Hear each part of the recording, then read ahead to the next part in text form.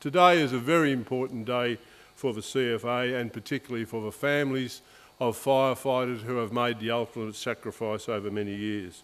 Today we're honoured to have the Premier with us on this occasion, which has great tradition attached to it.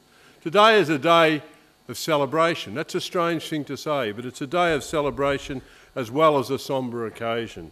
It's a day of celebration because it reminds us of the heroic deeds and the preparedness to make sacrifices of our people over 60 or 70 years.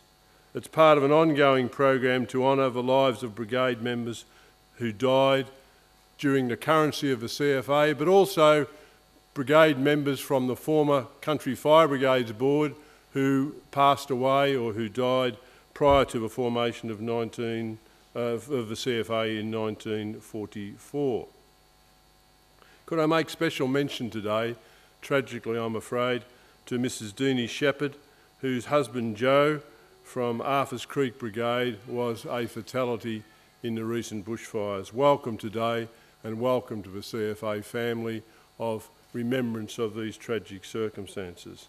Gary Little in the call to remembrance has just reflected on the lives who have died, not only in the service of the CFA, but also in the service of the state. And today, it's in somewhat of a departure, I think, from tradition.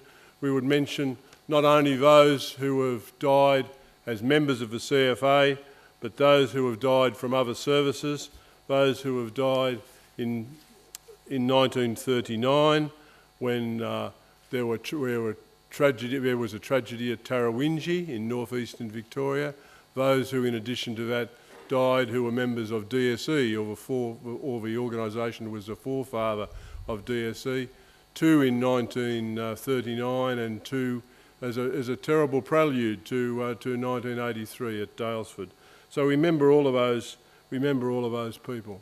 It occurs to me that we should say, if we could talk to those people who have passed away and made the ultimate sacrifice, what would they say? And I suppose they would be interested in health and safety on the fire line, but I rather wonder if they wouldn't be interested in a bit more than that.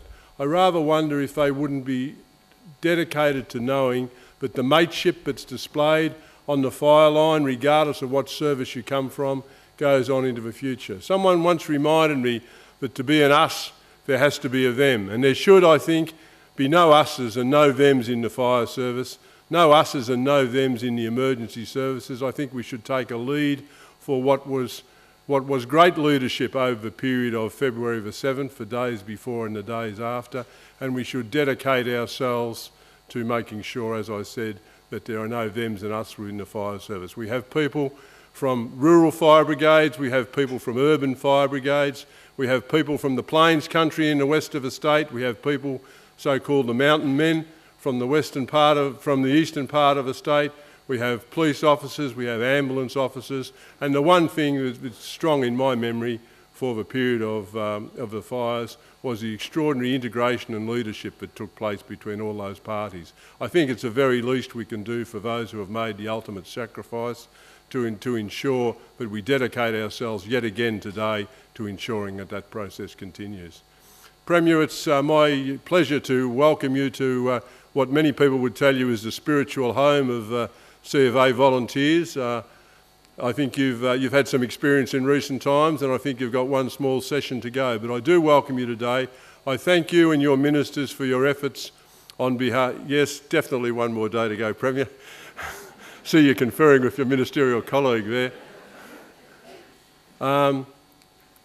So it is worthy of record, I think, that wherever we went over the fire period, either the Premier had just been there or just left or was just about to come, and with many of your ministers supporting mainly the community but also the emergency services. We thank you for that, sir, and it's my pleasure to invite you to address us in the form of a tribute for those who have made the ultimate sacrifice. Thank you, Premier.